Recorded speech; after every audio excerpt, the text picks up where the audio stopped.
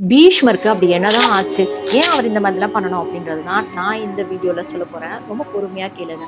அதாவது அஷ்டவசுக்கள் அப்படின்னு சொல்லக்கூடிய 8 கன தேவதைகள் மேலோகத்துல வாழ்ந்துட்டு இருந்தாங்க.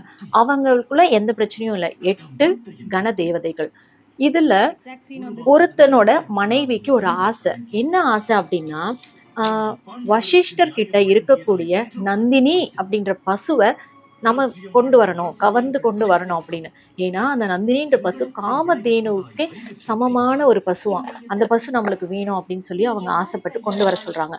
அப்போ இந்த 8 பேர்ல ஒருத்தன் மட்டும் தன்னுடைய மனைவிக்காக அந்த அவர்கிட்ட போய் அந்த பசுவை திருடிட்டு வந்து கொடுத்துடுறான். ஏன்னா தேவலோகத்துல வந்து இந்த மாதிரி அவர்கிட்ட சண்டை போட்டு அதை வாங்க முடியாதுன்ற காரணத்தால இவன் போய் திருடிட்டு வந்துடுறான்.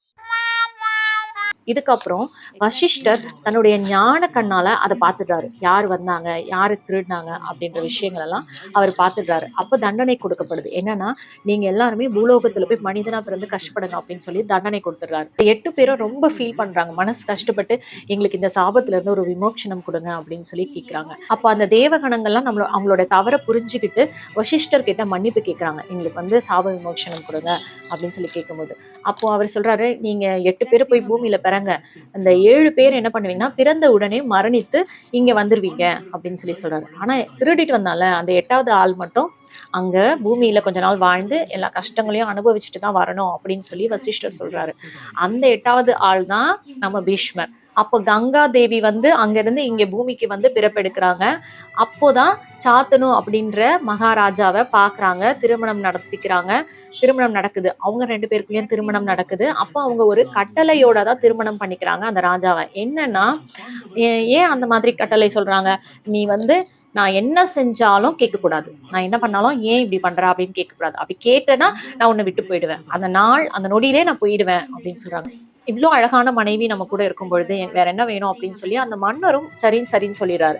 அவர் சரின்னு சொல்லிருந்த பிறகு இதே மாதிரி அவங்க வாழ்க்கை ரொம்ப சந்தோஷமா போயிட்டு இருக்கு. அப்போ வந்து என்ன ஆகுது, ஒவ்வொரு குழந்தைய பிறக்குது. அப்படி பிறக்கும் பொழுது இந்த கங்கா தேவி என்ன பண்றாங்க, முதல் குழந்தை பிறந்த உடனே அதை கொண்டு போய் அந்த கங்கையில போட்டுறாங்க. குழந்தை என்ன ஆகும், தண்ணியில மூழ்கி இறந்து போயிடுது.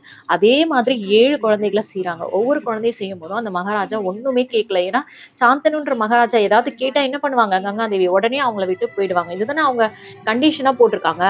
அதனால அவர் எதுவுமே கேட்கல. இதே மாதிரி அவர் பொறுமையா இருந்தாரு. ஆனா 8வது குழந்தை பிறக்கும் பொழுது கண்டிப்பா அவர் கேட்டுட்டாரு. அவரால் பொறுக்க முடியல, நீ ஏன் இப்படி செய்யற அப்படின்னு சொல்லி. இவர் எதிர்த்து கேட்டதுனால அவங்க அன்னையோட அந்த இடத்த விட்டு போறாங்க கங்காதேவி. அந்த குழந்தைதான் பீஷ்மரா வளர்க்கப்படுறாரு. கங்காதேவி அவங்களுக்கு நிறைய அந்த குழந்தைக்கு நல்ல திறமைகளை சொல்லி கொடுத்து ஒரு நல்ல குழந்தையா வளர்த்து கொடுக்குறாங்க. அவரு என்னென்ன காரியங்கள்லாம் இந்த பூமியில செய்யணுமோ செஞ்சுட்டு அதுக்கப்புறமா தான் அவரை மரணிக்கிறாரு. ஒரு சின்ன திருட்டு, அவர் செஞ்ச திருட்டு. யாரும் நம்ம எல்லாருக்கும் ஆசை இருக்கும், ஆசைப்படுவோம். அதுக்காக மற்றவர்களுடைய பொருளை நம்ம திருடக்கூடாது.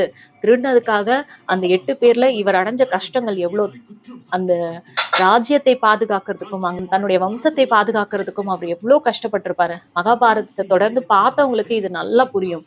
அதனால என்னைக்குமே எந்த பொருளையும் திருடணும் அப்படின்ற எண்ணம் மட்டும் நம்மளுக்கு தேவையே கிடையாதுங்க. இறைவன் என்ன கொடுத்திருக்காரோ அது போதும். இதை பத்தி இன்னும் உங்களுக்கு ஏதாவது சந்தேகம் இருந்தா கண்டிப்பா கமெண்ட்ஸ்ல கேளுங்க. மகாபாரதத்துல உங்களுக்கு எந்த கேரக்டர் ரொம்ப ரொம்ப பிடிக்கும் அப்படின்றத கண்டிப்பா கமெண்ட்ஸ்ல சொல்லுங்க.